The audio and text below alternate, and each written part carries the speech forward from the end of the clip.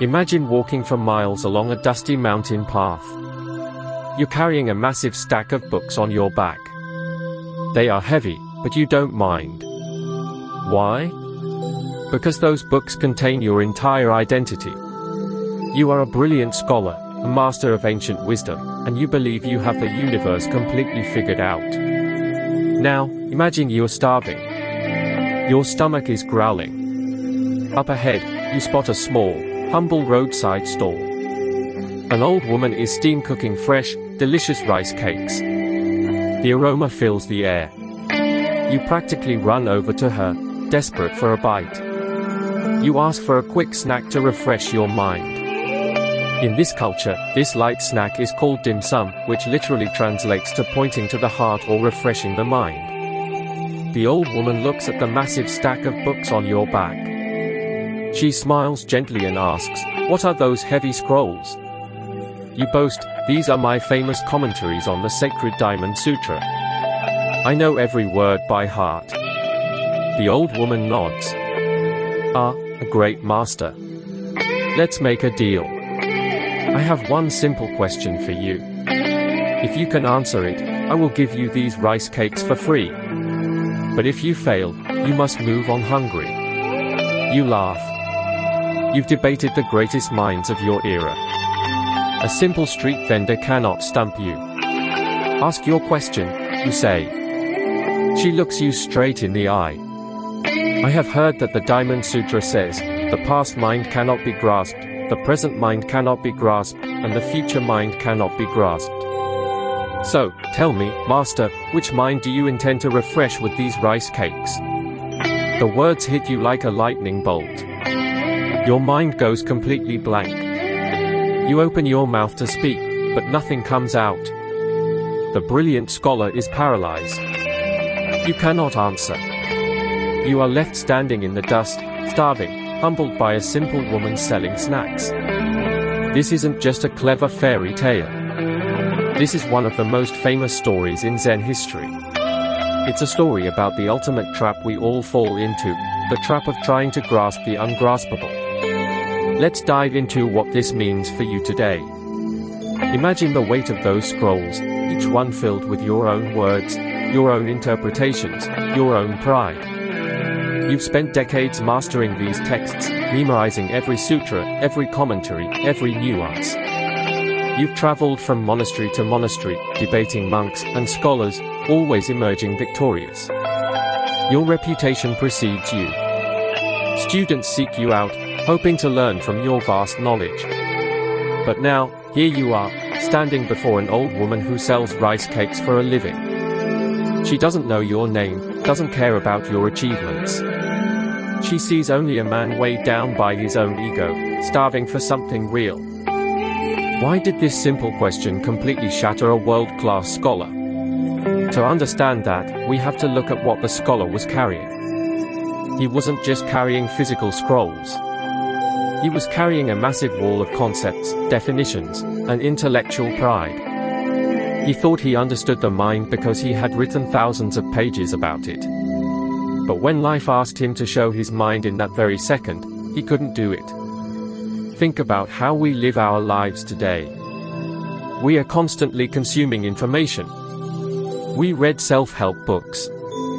We listen to podcasts. We download meditation apps. We collect mental theories like badges of honor. We think, if I just analyze my anxiety enough, I can fix it. We think, if I plan my future perfectly, I will finally be safe. But here is the brutal truth, studying water will never quench your thirst. The old woman's question stripped away all the scholar's theories in a single second. She pointed directly to the immediate, raw reality of the present moment. She asked him to show his mind right then and there. And he realized something terrifying. He didn't actually know his own mind at all. He only knew ideas about his mind. Ever noticed how we do the exact same thing? We spend our entire lives talking about happiness, searching for peace, and analyzing our thoughts. But we rarely actually experience them directly. We are so busy labeling the sunset that we forget to look at the sky. When the scholar stood there frozen, his intellectual shield shattered. He realized that all his books were useless weight. He was starving for real truth, yet his hands were full of paper. This is the first great lesson of this Zen story. Your mind is not a puzzle to be solved. It is not an object to be analyzed from a distance. The moment you try to turn your life into a theory, you lose the ability to actually live it. You become a hungry ghost, staring at the feast of reality but unable to take a single bite. Let me give you a modern example. Imagine someone who has read every book about relationships. They know all the theories, attachment styles, love languages, communication techniques. They can diagnose any couple's problems in minutes. But when they themselves are in a relationship, they are a mess. They overthink every word, every gesture. They analyze their partner's behavior instead of simply being with them. They are so busy studying the map that they forget to walk the territory. This is the scholar's trap. Or consider the person who has studied meditation for years. They can explain the difference between samatha and vipassana, the stages of enlightenment, the history of Zen. So, let's break down the riddle that stopped the scholar in his tracks. The Diamond Sutra states, past mind cannot be grasped, present mind cannot be grasped, future mind cannot be grasped. What does that actually mean? Let's look at the first part. Why can't we grasp the past mind? Think about a mistake you made yesterday, or a conversation from 5 years ago. You can picture it. You can feel the regret or the nostalgia. But where is that moment right now? Can you touch it? Can you change a single pixel of that memory? No. It exists only as a phantom, a chemical echo in your brain. The past mind is already gone. Trying to grasp it is like trying to grab a shadow. Okay, so what about the future mind? Surely we can plan for that. But where is the future? It is always a projection, a movie playing in your head. When the future finally arrives, it always arrives as now. You can never actually live in the future. It is a mirage on the horizon. The moment you step toward it, it moves further away. So, the future mind cannot be grasped either. That leaves us with the present. This is where things get really wild. Most mindfulness teachers tell you to be in the present moment. It sounds simple, right? But Zen asks a deeper question: can you actually grasp the present? Try it right now. Try to catch the exact moment of a now. The second you say the word now, that moment is already gone. It has slipped into the past. Time is not a series of frozen picture frames. It is a continuous, seamless flow. It's like trying to grab a handful of rushing river water. The harder you squeeze your hand, the faster the water slips through your fingers. This is the ultimate paradox. The past is gone, the future is a dream, and the present is a moving target that cannot be held. If none of these minds can be grasped, then who are you? What are you actually holding on to? Let me give you a historical example. The ancient Greek philosopher Heraclitus famously said, "No man ever steps in the same river twice." Why? Because the river is constantly flowing, changing, never the same from one moment to the next. The same is true of your mind. You cannot step into the same thought twice. By the time you recognize a thought, it is already gone, replaced by another. This is not a flaw in your mind, it is its very nature. The mind is not a thing, it is a process. It is a river of experience, always moving, always changing. This brings us to the deepest meaning of the Zen story. We suffer because we treat our minds like a physical object. We think of the mind as a container, and our thoughts as things inside that container. We say things like, "My mind is messy today," or "I need to clear my mind." But here is the secret: there is no container.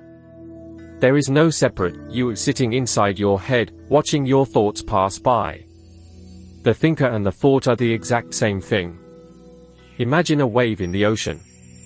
The wave rises up, crests, and then crashes back down. Can you separate the wave from the ocean? Can you grab the wave and put it in a box to keep it forever? Of course not. The wave is just a temporary movement of the water. Your thoughts, your fears, your joys, and your anxieties are exactly like those waves. They are temporary movements of consciousness. But we don't see it that way. We try to grab the positive waves and hold on to them. We try to fight the negative waves and push them away. We spend our entire lives in a state of exhaustion, trying to control a storm. When the old woman asked the scholar which mind he wanted to refresh, she was pointing to this exact illusion. If the past mind is gone, the future mind is unborn, and the present mind cannot be held, then there is no solid self to protect, defend, or fix. This realization is terrifying at first. It feels like falling into a bottomless void. But if you look closer, it is actually the ultimate freedom. If there is nothing to grasp, then there is nothing to lose. You don't have to carry the heavy burden of trying to keep your mind perfectly still, perfectly happy, or perfectly successful. You can finally stop trying to hold on to the wind. Let me share a story from the Zen tradition to illustrate this. There was once a monk who had been practicing meditation for many years. He was known for his discipline and his ability to sit for hours without moving. One day, his master asked him, "What do you do when you meditate?" The monk replied, "I watch my thoughts rise and fall like clouds in the sky." The master nodded and said, "That is good, but you are still making a separation. So, how does this radical Zen wisdom actually change your daily life? How do you practice this when you're stuck in traffic, stressed about bills, or dealing with a difficult relationship?" It changes everything by shifting your perspective from controlling to flowing. Most of our mental suffering comes from a single habit, wrestling with our own thoughts. Let's say you wake up feeling anxious. Your immediate reaction is probably to grab that anxiety. You start asking, "Why do I feel this way? What is wrong with me? How do I make this stop?" By doing this, you are trying to grasp the ungraspable. You are trying to freeze a passing wave. And guess what? The more you wrestle with the anxiety, the stronger it gets. You are pouring fuel on the fire.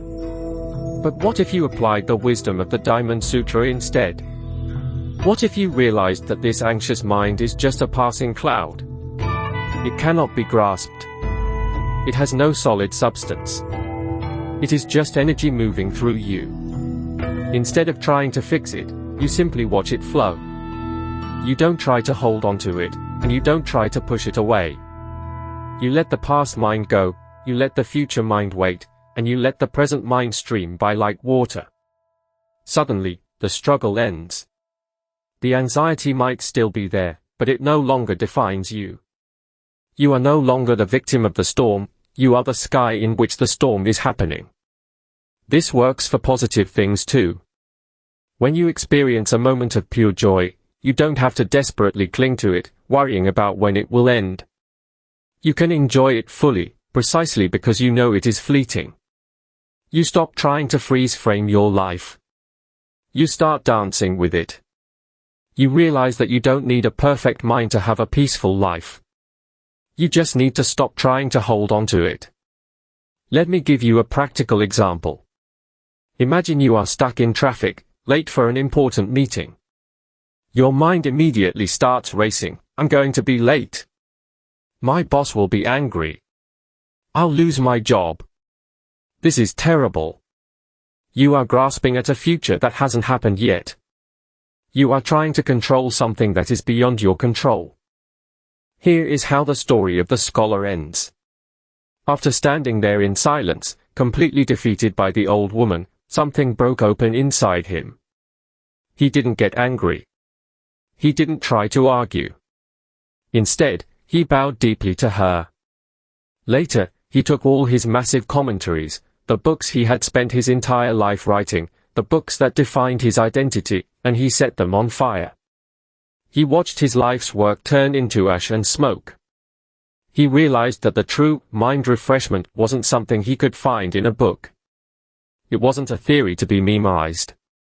It was the vast, open space of silence that remained when all his concepts were gone. He went on to become one of the greatest Zen masters in history. He was no longer a man carrying heavy books. He was a man who walked lightly, free from the burden of his own ego. So, here is my invitation to you today. What are the heavy books you are carrying on your back? What are the stories, regrets, and worries you are desperately trying to grasp? Next time you feel overwhelmed, take a deep breath. Remember the old woman and her rice cakes. Let go of the past mind, it is already gone. Let go of the future mind, it is only a dream. And let go of the present mind, you don't need to hold it, because you already are it. You don't need to grasp your life to live it. Just let the river flow, and enjoy the ride. If this story resonated with you, hit that like button, subscribe for more Zen wisdom, and let me know in the comments, what is one thought you are ready to stop grasping today. Until next time, keep walking lightly, and I'll see you in the next video. Think about the scholar's transformation. He didn't just gain a new insight, he underwent a complete metamorphosis. He burned his books not out of anger or despair, but out of liberation. He realized that his entire identity, built on knowledge and achievement, was a cage. By letting it go, he became free. This is the ultimate teaching of the story. Freedom is not something you achieve, it is something you uncover by letting go of what you think you need. The scholar's books were not inherently bad, they were just no longer useful.